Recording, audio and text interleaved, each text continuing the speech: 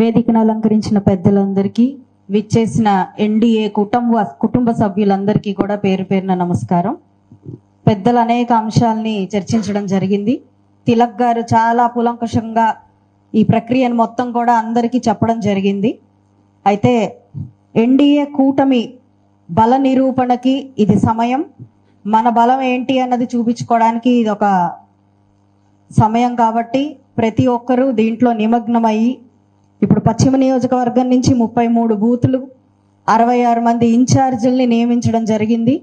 So ప్రతి booth ఇన్ఛార్జికి కూడా ఇదే మా సందేశం. మనం ఎక్కడా కూడా మెజారిటీని తగ్గకుండా ఈ యొక్క ఎలక్షన్ని జరిపించాలి.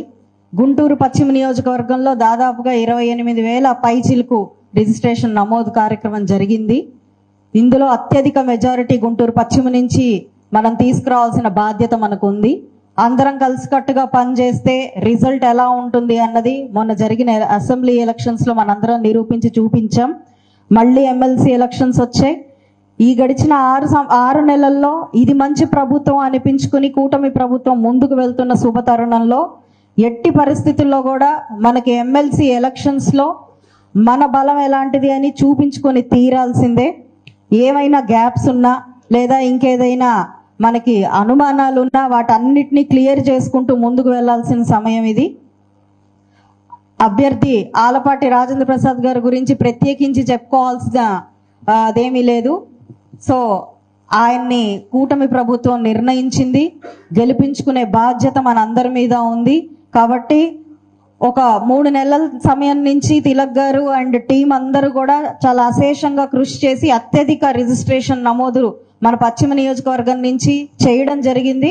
అయితే అదే విధంగా ఇప్పుడు మన బాధ్యత ప్రతి ఒక్క బూత్ ఇన్ఛార్జ్ వారి పరిధిలో ఉన్న అన్ని కుటుంబాలని టచ్ చేసి వారికి ఈ యొక్క ఓటు ఎలా వేయాలి.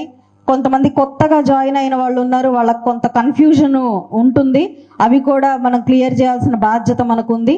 సమయం తక్కువ ఉంది. ఫిబ్రవరిలో మనకి నామినేషన్ జరుగుతుంది. మార్చ్ కల్లా మనకి ఈ ఎలక్షన్ జరుగుతుంది. కాబట్టి 100% ప్రతి ఒక్కరు కూడా ఈ నెల 15 రోజులు డెడికేటెడ్ గా వర్క్ చేసి ఈ ఎమ్మెల్సీ ఎలక్షన్ లో మన గుంటూరు నుంచి అత్యధిక మెజారిటీతో మన రాజేంద్ర ప్రసాద్ గారిని గెలిపించుకుని మనమేంటో మన సత్తా ఏంటో చూపించుకోవాల్సిన అవసరం ఎంతైనా ఉంది అని చెప్పి అందరికీ మరొకసారి చెప్తూ ఈ యొక్క కార్యక్రమంలో భాగస్వామ్యం చేసినందుకు పెద్దలందరికీ పేరు పేరున నమస్కారం.